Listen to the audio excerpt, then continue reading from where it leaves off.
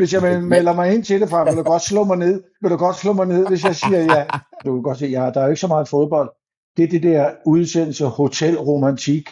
Altså, jeg får et chok. Det skal jo simpelthen forbydes. Dem, der producerer det. Men det er jo ikke det, der er det værste. Det værste er, at jeg er i den alder og er alene. Og så siger de der, altså, de ser jo gamle ud for helvede. Men så kigger jeg på min dåbsattest.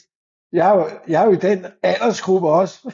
Men hvis jeg nogensinde, altså, der er ikke, jeg er virkelig flov på deres vegne, altså noget, man er med til sådan noget der, ikke? Men altså, nå, okay, lad nu bare det være. Hvis jeg men, melder han- mig, hvis jeg men, melder mig ind til det, Frank, vil du godt slå mig ned? Vil du godt slå mig ned, hvis jeg siger ja?